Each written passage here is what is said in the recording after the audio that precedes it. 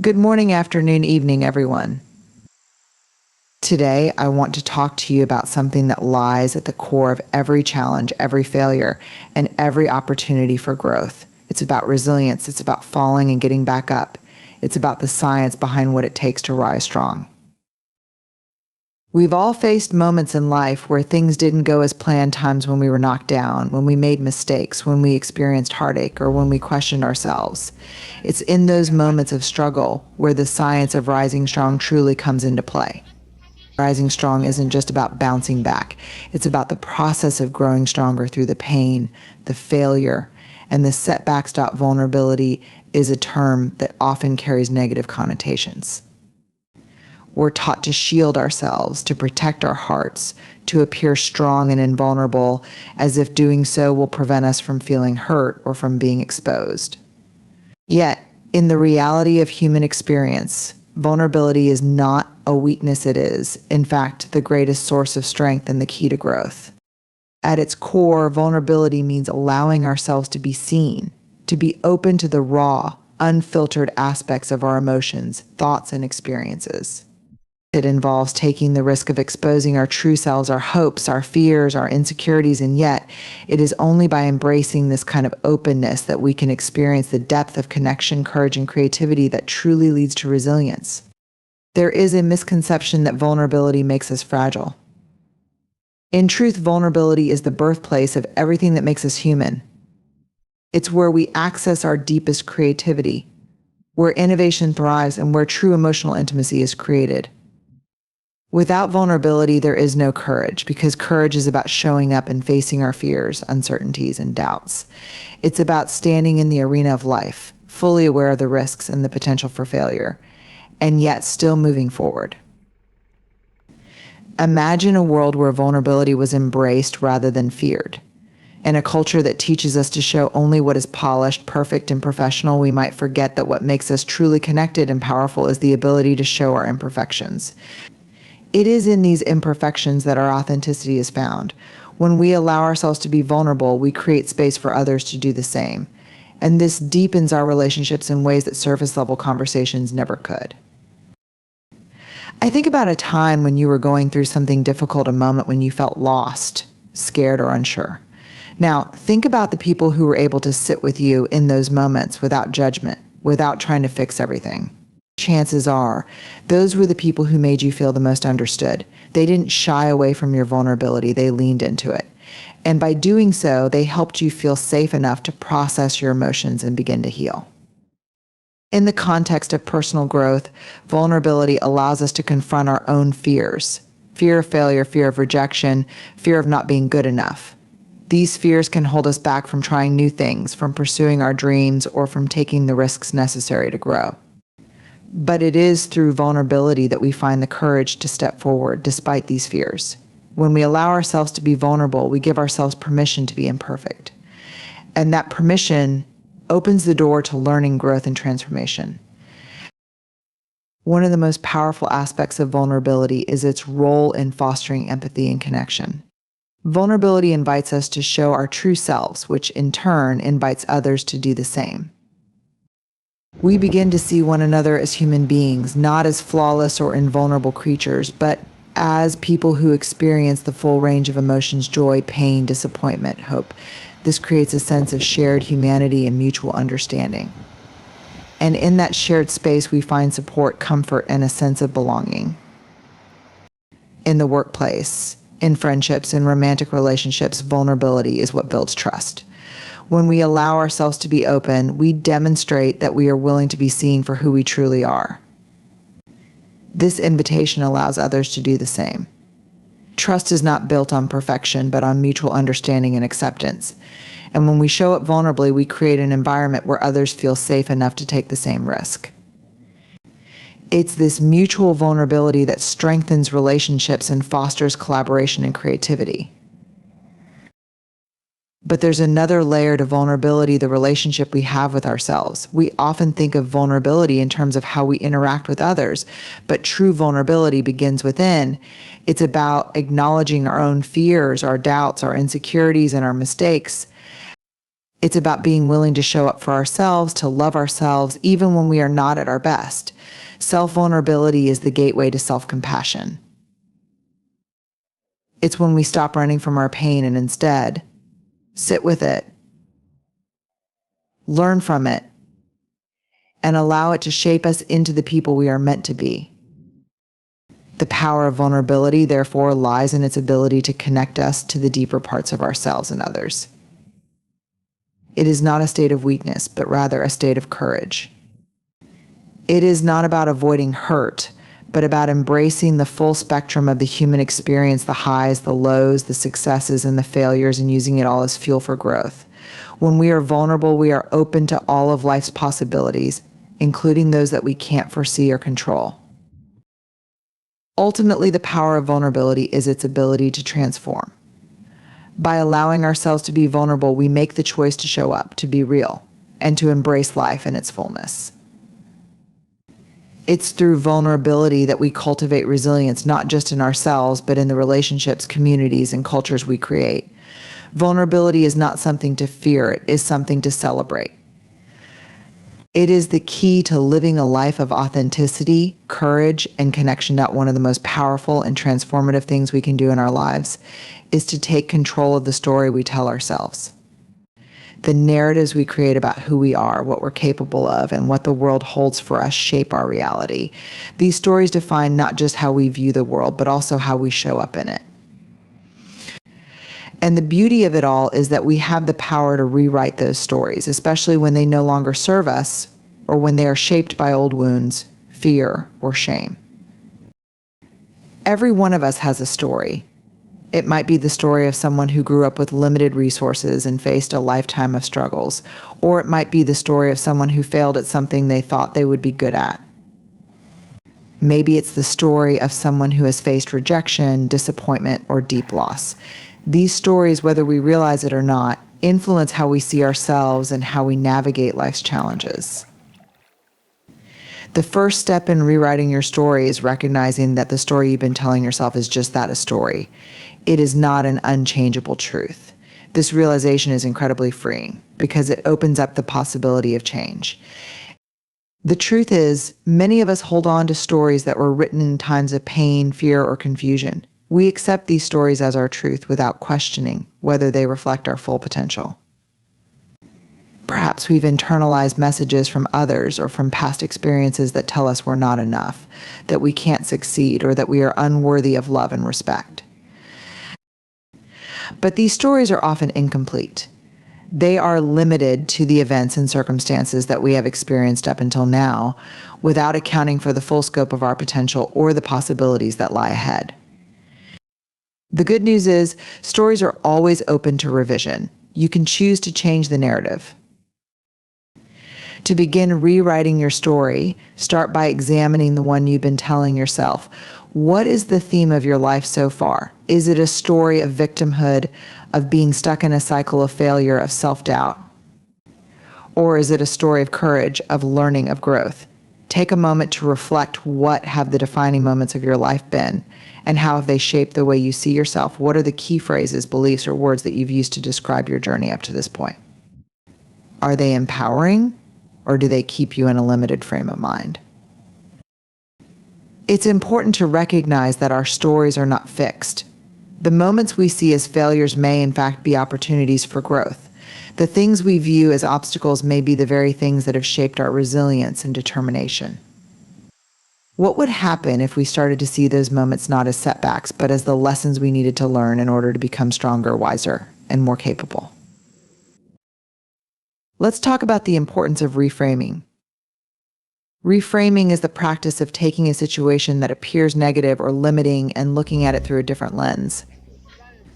For instance, if you've experienced a failure in your career, the old story might be, I'm just not good enough to succeed in this field. The new rewritten story might be, I took a risk, and though it didn't work out as I hoped, I've gained valuable experience that will guide me next time. This simple shift in perspective allows you to view the situation as part of your journey, rather than a defining moment of defeat. Reframing allows you to find meaning and growth in every experience. Another crucial part of rewriting your story is letting go of the need for perfection. Often we resist rewriting our story because we believe we should have figured it out by now. We hold on to the idea that we should have already healed, already succeeded, or already reached some ideal version of ourselves. But perfection is an illusion. Life is messy. It's filled with mistakes, missteps, and moments of doubt. The real story, the one we're telling, is the one where we rise from those mistakes, where we learn from them and continue moving forward despite them. Letting go of perfection means embracing imperfection with compassion. It's about giving yourself permission to be a work in progress. Your new story doesn't have to be perfect. It simply has to be true to who you are now and who you're becoming. It's not about erasing past struggles, but about integrating them into a narrative that is full of resilience, growth, and hope. To rewrite your story, you must also embrace agency. The power to shape your narrative lies within you. No one else can define your life story unless you let them. Often we let external forces, whether it's societal expectations, family pressures, or past failures, dictate how we view ourselves. But when you take ownership of your story, you reclaim your power. You stop being a passive character in your own life and become the author, choosing the direction of your path and the way you respond to the events that unfold. The most powerful part of rewriting your story is understanding that it's not just about changing the words, it's about changing the meaning you attach to those words. If you tell yourself that you are a failure because of one setback, you create a story of helplessness. But if you tell yourself that you are someone who keeps going, who learns from their mistakes, who grows with every challenge, you create a story of hope, of possibility. This shift in meaning is where the magic happens. It's where transformation occurs. Your story, in the end, is a reflection of what you believe about yourself and the world around you. Change the belief and you change the story. As you begin to rewrite your story, consider how you can build in themes of resilience, self-compassion, and hope. Ask yourself, what are the strengths I've discovered through my struggles? How have I grown? What does my story look like if I allow myself to be proud of my progress, no matter how small? Remember, rewriting your story doesn't happen overnight. It's a gradual process, one that requires intentional effort, courage, and patience. But every step you take towards reframing your narrative is a step toward a future filled with possibility. Your past may be a part of who you are, but it does not define your worth. You are the writer, and the pen is in your hand. As you begin this journey of rewriting your story, do so with compassion for yourself. Allow yourself the grace to evolve, to learn, and to grow. And above all, remember, the most powerful story you can tell is the one where you rise again and again, stronger, wiser, and more resilient than before. Resilience is often thought of as a mental trait, something that can be cultivated through mindset shifts, emotional strength, and a positive outlook. While these factors are undoubtedly important, resilience is also deeply embedded in our biology. Understanding the neurobiology of resilience helps us realize that our brains and bodies are not just passive observers in the face of adversity. They are actively working to help us recover, adapt, and grow stronger after experiencing hardship. The brain is not a static organ. It is a dynamic, adaptable system capable of profound change and growth, a phenomenon known as neuroplasticity. Neuroplasticity is the brain's ability to reorganize itself by forming new neural connections throughout life. This remarkable ability is the foundation of resilience. When we encounter stressful situations, particularly those that challenge our sense of safety or stability, our brain responds in ways that promote survival, learning, and adaptation. Resilience, in this sense, is not a fixed trait, but a process of brain adaptation to stress and adversity. The stress response, how our brain responds to adversity. When we face challenges, whether they are physical threats, emotional setbacks, or psychological stressors, the brain activates the hypothalamic pituitary adrenal HPA axis, a complex system that regulates our response to stress. The HPA axis begins in the brain's hypothalamus, which signals the pituitary gland to release hormones like cortisol, a key player in the stress response. Cortisol prepares our body to fight, flee, or freeze by increasing heart rate, blood pressure, and energy supplies. This fight or flight response is essential for our survival, helping us quickly respond to danger. However, while cortisol is critical in acute stress situations, chronic exposure to high levels of stress, especially in the absence of recovery, can have a damaging impact on the brain. Over time, prolonged stress can disrupt neuroplasticity, affecting regions of the brain involved in memory, emotion regulation, and decision-making, particularly the prefrontal cortex, PFC, and hippocampus. The PFC is responsible for higher-order functions such as planning, attention, and self-control, while the hippocampus is critical for memory and emotional regulation. In times of stress, the PFC's ability to function properly is impaired. This makes it harder for us to think clearly, make good decisions, or regulate our emotions. Meanwhile, the hippocampus, which is responsible for processing and storing memories, becomes less efficient under chronic stress, making it harder to learn from past experiences or put them into perspective. This disruption in brain functioning can make us feel overwhelmed, anxious, and unable to cope with everyday challenges. However, research shows that resilience is not about avoiding stress, but about how our brain adapts and recovers from it. This recovery process relies heavily on the brain's ability to manage stress, process emotions, and regulate reactions to adversity. Neuroplasticity, the brain's ability to adapt and heal. Neuroplasticity plays a critical role in how we develop resilience. In response to stress or trauma, the brain doesn't just shut down or break. Instead, it begins to reorganize itself, forming new neural pathways and strengthening those that are most effective in helping us navigate the challenges we face. This is where resilience takes root, our brain's ability to grow, adapt, and recover. For example, when we experience a traumatic event or a prolonged period of stress, the brain initially responds by strengthening neural circuits associated with emotional responses, especially fear, anxiety, and heightened alertness. This helps us stay vigilant and avoid danger. However, over time, with positive coping mechanisms like mindfulness, emotional regulation practices, or therapy, the brain can begin to create new neural pathways that strengthen the ability to regulate these intense emotions, creating a sense of calm and stability. The more we practice resilience by engaging in activities that promote emotional regulation, self-compassion, and stress management, the more we strengthen the neural circuits responsible for these responses. This process helps to retrain the brain to better handle stress in the future. For instance, regular mindfulness practices or deep breathing exercises can lead to long-term changes in the brain, particularly in areas related to emotion regulation, stress response, and decision-making. One key area of the brain involved in resilience is the amygdala, which processes emotions, particularly fear and anxiety. In times of stress, the amygdala activates, prompting a strong emotional reaction. However, through practices like mindfulness or cognitive behavioral therapy, CBT, we can help regulate the amygdala's response. Over time, this regulation helps the brain shift from a state of hyperarousal, excessive stress, to a state of balance, allowing us to approach challenges with greater calm and clarity. Similarly, when we engage in positive, resilience-building behaviors such as physical exercise, maintaining social connections, or practicing gratitude, we strengthen the brain's reward system, which involves areas like the ventral striatum.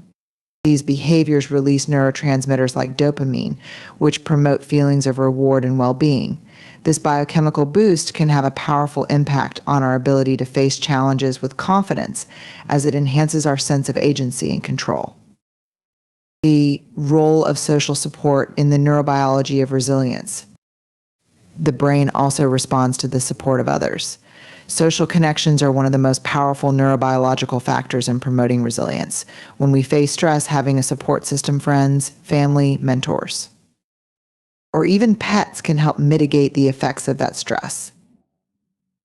The brain responds to social support by releasing oxytocin, a hormone that promotes bonding and feelings of trust. Oxytocin has been shown to reduce cortisol levels and activate the brain's reward system, helping us feel safe and supported in the face of adversity.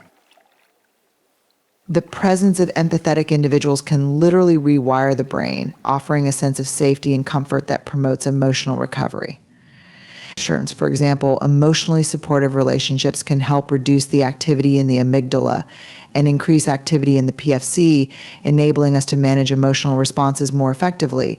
These relationships can create a protective buffer against the negative effects of stress, making it easier for us to overcome challenges and regain our balance. Building resilience through mind-body practices. The neurobiology of resilience shows us that physical practices also have a profound impact on how the brain responds to stress and adversity. Exercise, for instance, increases the production of brain-derived neurotrophic factor BDNF, a protein that supports the growth and survival of new brain cells. BDNF promotes neuroplasticity and helps repair brain cells damaged by stress. Physical activity also improves the function of the hippocampus and strengthens connections between the amygdala and PFC, improving emotional regulation and stress management. In addition to exercise, practices like mindfulness meditation, yoga, and deep breathing have been shown to promote the growth of gray matter in areas of the brain involved in emotion regulation, self-control, and awareness. These practices not only reduce cortisol levels, but also increase the brain's ability to manage and recover from stress. The science of recovery neurobiological healing. The brain's ability to recover from stress, trauma, and hardship is at the heart of resilience. Just as a muscle grows stronger with exercise, the brain becomes more adept at handling stress through practice and experience. When we engage in resilience-building behaviors, whether it's emotional regulation, seeking social support, or practicing self-compassion, we are essentially training our brain to respond more effectively to adversity. Recovery is not instantaneous, and it doesn't mean the stress or trauma never leaves us. Instead, resilience is about learning how to live with those experiences, process them, and grow from them. The brain, in its remarkable capacity for healing and adaptation, shows us that resilience is not about avoiding hardship, but about learning to navigate through it with strength, compassion, and hope. Conclusion: the resilient brain. Understanding the neurobiology of resilience helps us appreciate just how powerful our brains truly are. Far from being passive victims of stress or trauma, our brains are active participants in the process of recovery and growth.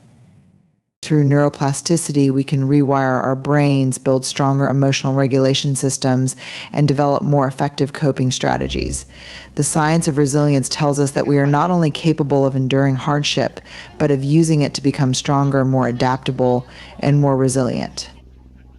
By harnessing the power of neurobiology, we can consciously choose to build resilience, embracing the tools and practices that support our brain's healing and growth. Through this process, we not only learn to recover from adversity, we learn to thrive in the face of IT.IN. In a world that often demands perfection, self-compassion may seem like an afterthought. We are taught from a young age that in order to be successful, happy, and worthy, we must constantly strive to improve, achieve, and exceed expectations. This relentless pursuit of excellence can sometimes lead us to forget one essential thing: the importance of being kind to ourselves, especially when we fall short, make mistakes, or face difficulties. Self-compassion, however, offers a different path, a path that prioritizes our emotional well-being, fosters resilience, and ultimately leads to greater happiness and fulfillment. Self-compassion is the practice of treating ourselves with the same kindness, care, and understanding that we would offer to a loved one in times of suffering or difficulty. It involves recognizing that we are human, that we all experience pain, disappointment, and imperfection, and that these aspects of our resistance are part of the shared human condition. Self-compassion is not about excusing mistakes or avoiding responsibility. Rather, it is about acknowledging our struggles without judgment, offering ourselves the support we need to heal, and allowing ourselves to understand the full depth of self-compassion. It's helpful to break it down into its three core components, as identified by Dr. Kristen Neff, one of the leading researchers on the topic. Self-kindness, the first pillar of self-compassion, involves treating ourselves with kindness and care rather than self-criticism or harsh judgment. When we experience failure, disappointment, or pain, our natural instinct may be to blame ourselves, criticize our shortcomings, or berate ourselves for not measuring up. This inner dialogue of self-blame, however, only deepens our suffering. Instead of reacting with criticism, self-kindness invites us to offer ourselves gentle encouragement, understanding, and warmth. Imagine you've made a mistake at work, or perhaps you've encountered a setback in a personal goal. Your first response might be to think, "I'm not good enough," or "I can't do anything right." These thoughts spiral into feelings of shame or frustration, reinforcing the belief that we are somehow unworthy or incapable. Self-kindness flips this narrative. Instead of focusing on our flaws, self-kindness encourages us to treat ourselves with the same compassion we would offer a friend. We might say, "It's okay to make mistakes. I'm learning, and I will do better next time."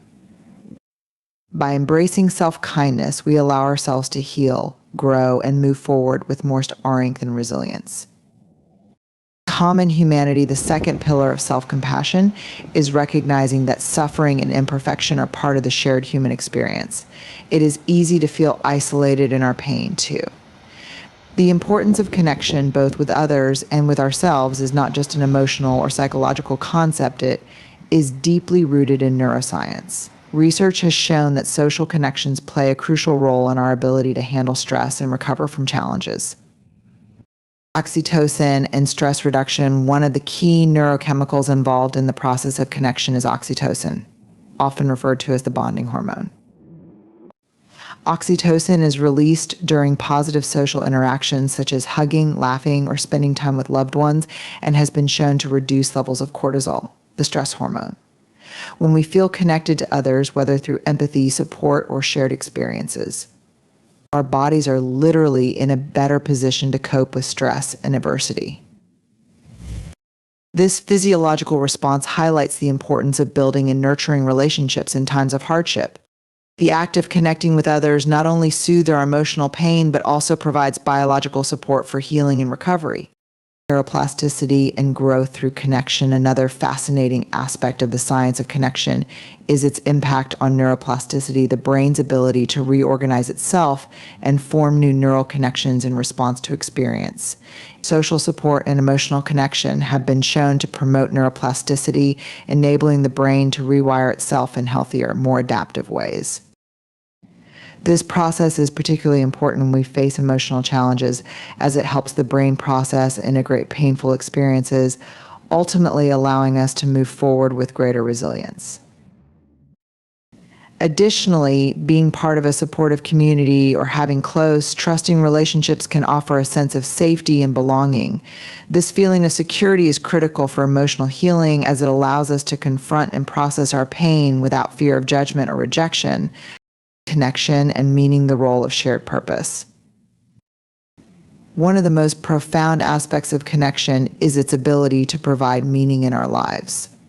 When we experience hardship or loss, it can often feel like our world has lost its purpose. In these moments, connection can offer us a renewed sense of meaning. Shared purpose and meaning when we are connected to others who understand our struggles or are experiencing similar challenges. We find meaning in the shared journey. Whether it's through a support group, a mentor, or a close friend, shared experiences can help us make sense of our pain, see it in a larger context, and transform it into a source of strength. Connection helps us realize that our experiences, however difficult, are part of something larger, and that through these experiences, we can contribute to the well-being of others. Giving and receiving in connection also involves both giving and receiving support. When we offer help, encouragement, or empathy to others, we not only strengthen our relationships, but also experience the profound satisfaction of knowing that we are contributing to someone else's healing. In this way, connection becomes a reciprocal process of giving and receiving, which creates a cycle of positive energy and mutual growth. Conclusion: connection as the key to rising strong. The role of connection in rising strong is undeniable. It is through our connections with others, with ourselves, and with our shared humanity that we find the strength to recover from hardship and build resilience for the future. Connection provides the emotional support, empathy, and sense of belonging necessary for healing.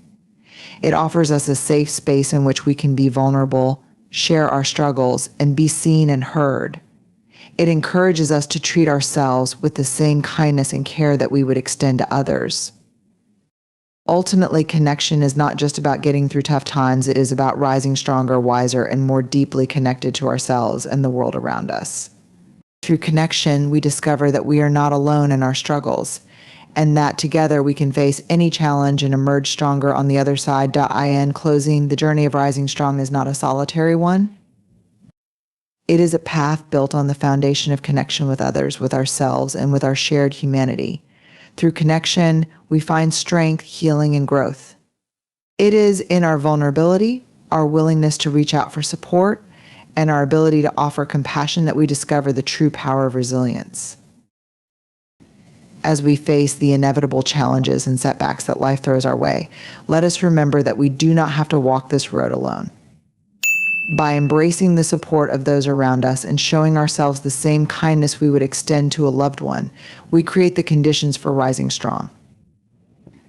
And in doing so, we not only heal from our struggles, but we also become stronger, wiser, and more compassionate versions of ourselves. So, as you continue on your own journey, may you always remember the power of connection, the lifeline that helps us rise together stronger than we ever could alone.